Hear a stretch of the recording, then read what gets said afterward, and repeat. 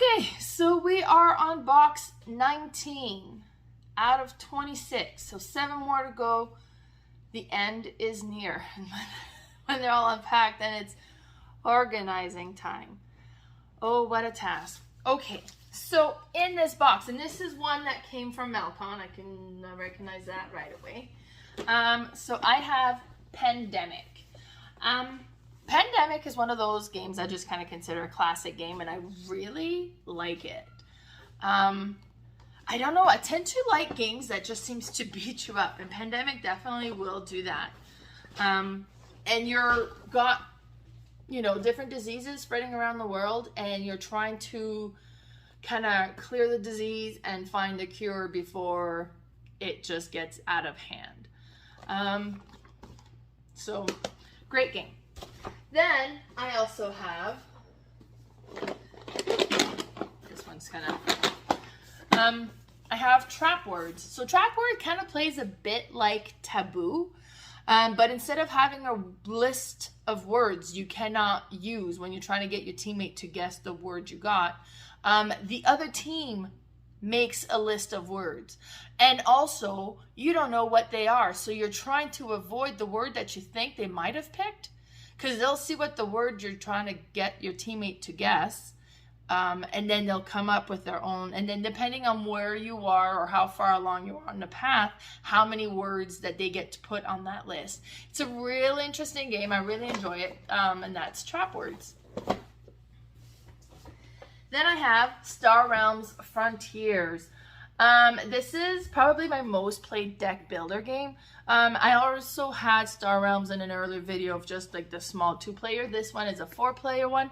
And plus this one is also where you can make it cooperative instead of competitive. And then you kind of all playing together against one of the big boss monsters. I don't know how many different scenarios there is. I want to say like 6 or 8 or something like that. But Star Realms, great game. Then I have Tiny Epic Mech. I gotta be honest, this is one that I have yet to play. In my last video, I mentioned Robo Rally. It's a kind of a, this is a similar one where you have like the map, you kind of select your movements ahead of time and you kind of go, but depending on what the other players are doing and how they're moving around, like how that might actually affect you.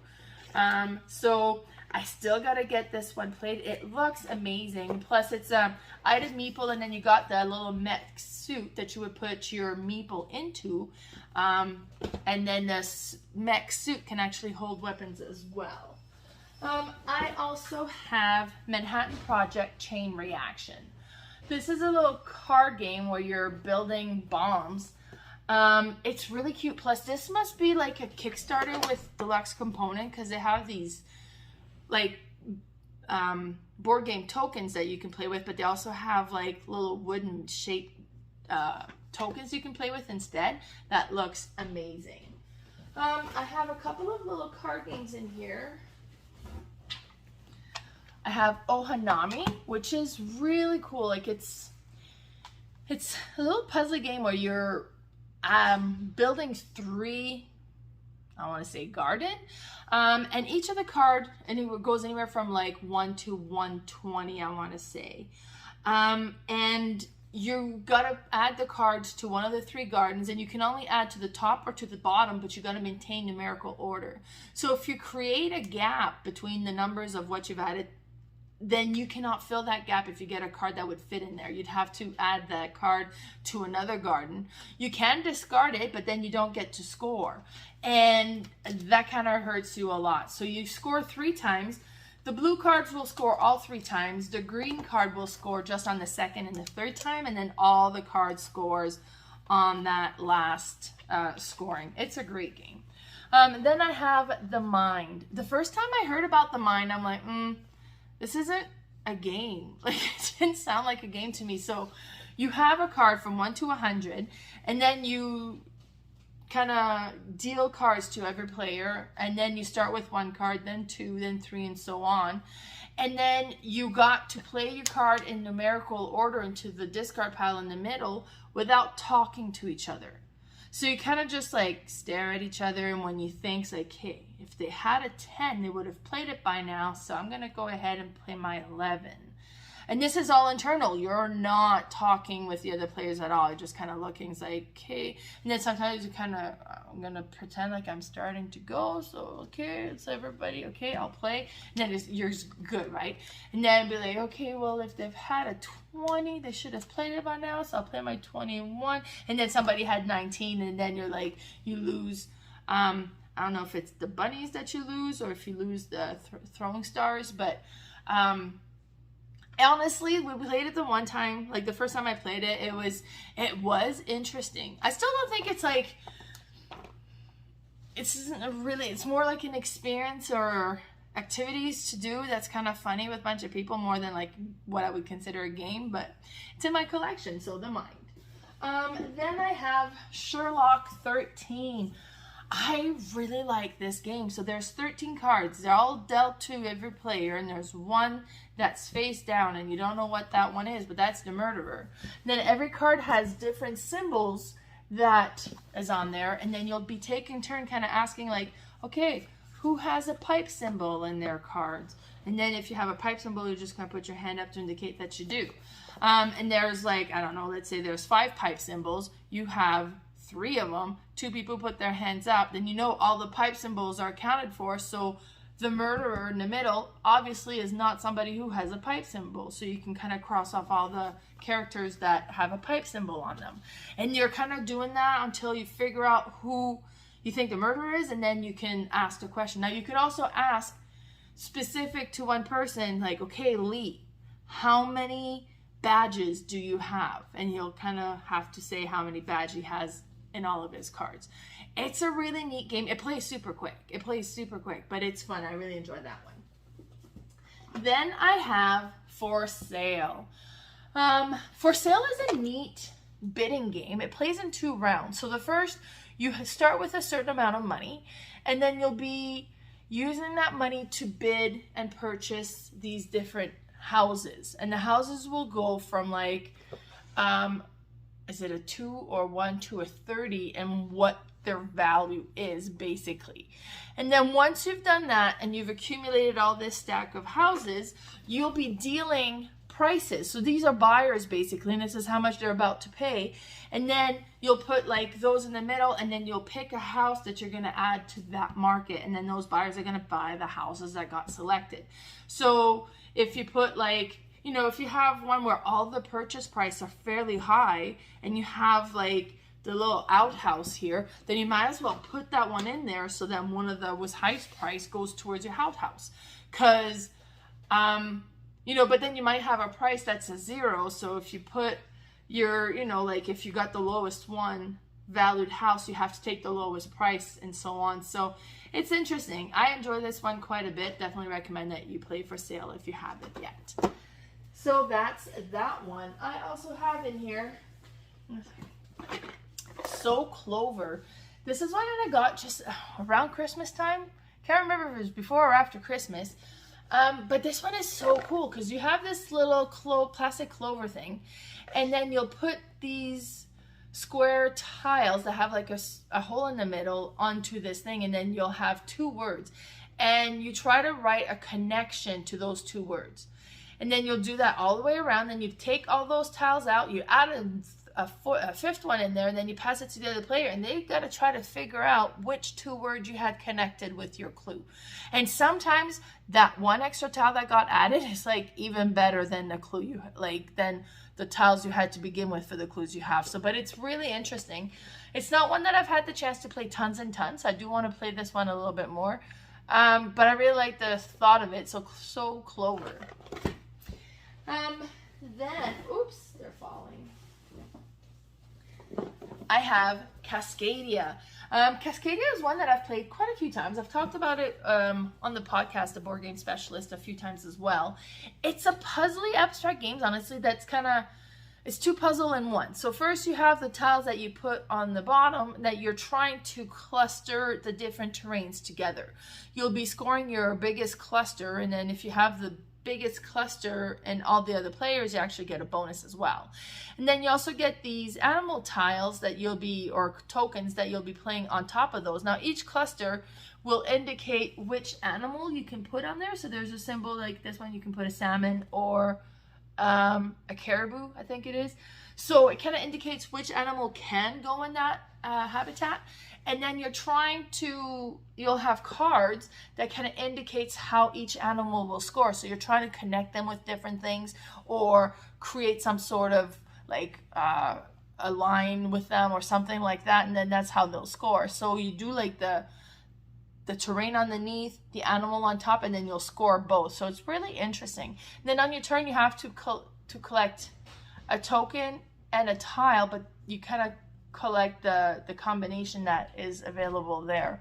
Unless you've collected a pine cone, which will allow you to kind of mix and match on the different tiles and the different tokens you want, so they don't have to be kind of grouped together then. Great game, although it's not even on the right way. So great game. I really enjoy this one. And then the more I play it, honestly, like the more I seem to like it. But Cascadia. So then I also have in this box, what else do we have in this box? I have Fuse. Fuse is another real-time game. So everybody's got bomb cards. You get the bomb cards, you roll the dice, and then you're kind of as a group kind of distributing the dice and trying to defuse each bombs. And then, but you can kind of have a discussion. It's like, okay, well, I could use the blue, or I could use the number 2. Say, oh, but you need the number 2 more. You know what? You take it. I could also use the green, and then you're kind of trying to do that. But there's a timer going, and you're trying to do that before the timer runs out of time, and that the bomb goes off. So you're trying to defuse all the bomb. It plays in 10 minutes, in like rounds of 10 minutes. And it's neat. Sometimes you have to stack the dice depending on what the card tells you need to do to defuse the bomb. So it's a neat one. I also have in this one, Micro Macro Crime City. And this one is it's basically Where's Waldo, but then you have different scenarios that you got to look for on the map. And it's got this big map. And then you have kind of like different scenarios that you start. So it'll tell you what you're looking for, and then kind of gives you each step of what you're needing to find on the map.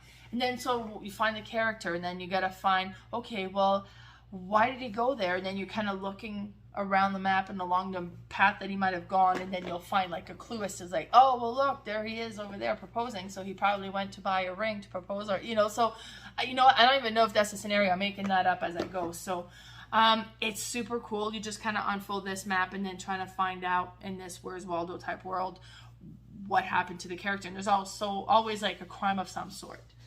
Then I have Love Letter.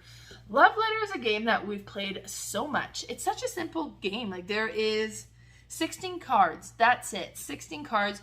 You start with a card, you draw a card, and then you play a card. And then depending on what you play, you'll do the action that card says. And then you're trying to be either to eliminate the other players, or to be, if you're at the end, to have the highest value cards and all the cards that are left at the end of the game. Super simple, super quick to play, but so satisfying. We play this one lots. I also have Dude. It's called Dude. It's a game where you say dude. It really is. So you have different cards. It kind of reminds me of Happy Salmon if you played that one. But you got different cards, and it all has the word dude on it, but it's kind of written in different ways. So it might have like a rainbow behind it, or it might just be tiny little dude, or maybe it's like D and it's like ooh U-D-E, so it's like dude. And then what you're doing is, depending on the card that you have, oh no, they show some samples there. So depending on the card that you have, so maybe you have this one, you're like dude, you know, it's like, and then you're looking for somebody else that says dude basically the same way as you are, and like dude, it's like dude, and then you'll show the card, and if you match, then you get to score that card. If you don't match, then that gets this card, and you kind of wasted that card. But it's ridiculous. My sister played this with my sons on New Year's Day, because she had come over for New Year's Eve, And it's New Year's Day, everybody's awake, we were still in bed, and we can hear them play downstairs, and all you're hearing is like, dude, dude, dude. And it's like, what is going on? It was hilarious. Then I have a few Tiny Epic games here. So I have Tiny Epic Pirates. This one's kind of cool. Like, you have the boats, your pirate boats, and then like those are one of these ones. And then you have merchant boats that goes like from one corner to the next, and then they kind of collect goods, and then they trade and collect goods, and you're trying to basically rob the good from them while they're going across the sea, so that you can sell those goods and build up your gold so that you can have enough gold to bury treasures. And the first player to bury 3 treasures, I believe, is the winner. Then I have Tiny Epic Dinosaur. And Tiny Epic Dinosaur is interesting because, like all the other dinosaur games that I've played, is you're building a park. With Tiny Epic Dinosaurs, you're a dinosaur rancher that you're breeding dinosaurs to supply parks with them. So it's all about the breeding of the dinosaur and managing which pen you're keeping them in. Because if the a herbivore gets away, they'll break fences. And then if a carnivore gets away, they'll eat your other dinosaurs. It's really interesting. So you're kind of collecting new dinosaurs that you can kind of breed, and then you're trying to organize where you're going to put them in your ranch and feed them and all this. It's neat. Then I have Tiny Epic Defenders. So I pretty much had every Tiny Epic games. This is, I think, the first or the second Tiny Epic in the Tiny Epic series. And I didn't have it, so I ended up getting it, Tiny Epic Defenders. And this is like a re-released version, so they have the item meeples in here. And we played it the one time, and it's neat. Like, you have all these different worlds, and you can travel from like one to the other, and then you have like the monster traveling around as well, and you're trying to keep them, like, because the land could become like decayed or become a wasteland if you're not kind of making sure that you're protecting them. It's interesting. We played it the one time. We just barely won. Like, I was about to lose, but I was able to utilize an ability to go and defeat the monster before he destroyed one more world that would have kind of cost us the victory. I also have in here Sylveon. So this one was gifted to me at Melcon for my birthday. A friend of mine attended the event, and he's like, hey, I saw that this was on your wish list on Boardgame Geek, so here's a copy. Which is great, because I had played the one with all the doors. And it was a great app as well. I played my brother's copy of the one that had the doors, and it was super cool. So it was like, and it was like the different ones in the series that has like similar artwork. So it's like, okay, I kind of want to have the rest of the series. So I kind of want the door one as well, because I don't own that one, but it looks super cool. So, and then there's like a little wooden token that's in there that's really neat. So I really appreciate that. Thank you so much for the gift. And then I have Kodama the Tree Spirit. This one is cool. I bought this one at Gobfest. It's a card game where you're building a tree. So you have this big trunk, and then you're adding branches to it where you're kind of connecting.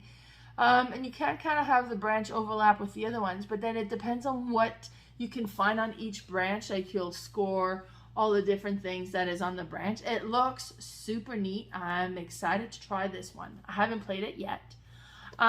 It looks great. She also had Kodama 3D, where it was like an actual cardboard tree that you added. And I thought that would just be a little too gimmicky for me. Like, I just didn't want to have to fidget with it. So I'm much more excited about the card version of this game. Then I have Skull King. So I've played Skull King before, and it's a trick-taking game. And it seems to me like you're bidding on how many tricks you think you can win. I've never played this particular copy because I bought this fairly recently. I had played my friend's copy, but so yeah, excited to give my own copy a try, which I'm sure will play just the same as her copy did. Then I have Coup. we've played Coup quite a bit, and actually the kids really enjoy it. And you get 2 cards in front of you, and your identities are secret, but depending on the different characters, there are different things you can do. So the Duke can collect extra money.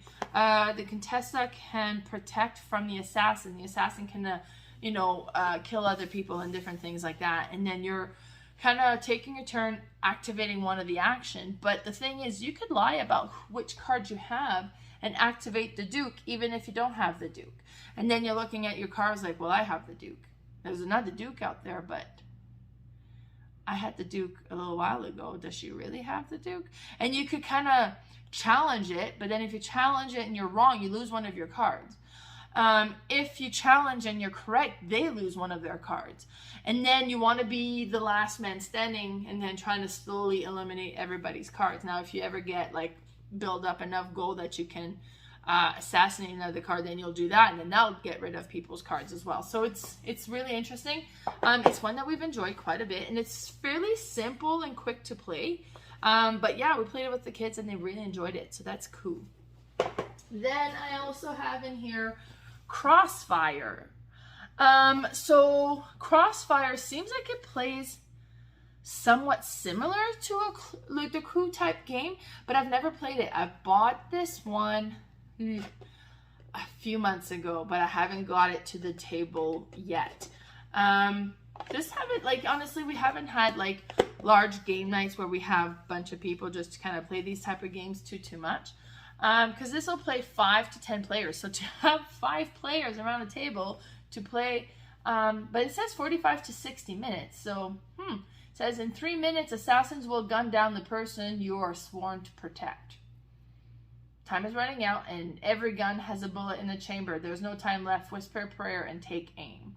So I'm not sure how this one plays. It looks interesting. It kind of had that Coup look to me. I think it might be kind of a similar feel, so we'll see. Then the last one I have in here is Pandemic Rapid Response. So this is a dice version of Pandemic, so is Pandemic the Cure, but this one is more real time. So you have a timer going and you're trying to accomplish as much as you can. And I really enjoy this one. Now, I really enjoy Pandemic the Cure, which I just purchased last week, secondhand from a friend, but I haven't got the copy yet. It's still at a friend's house, so I'll have to arrange to pick that up. So, Pandemic Rapid Response, and that is it for this box. So be sure to tune in tomorrow and find out what I have in my next box. So, bye everybody.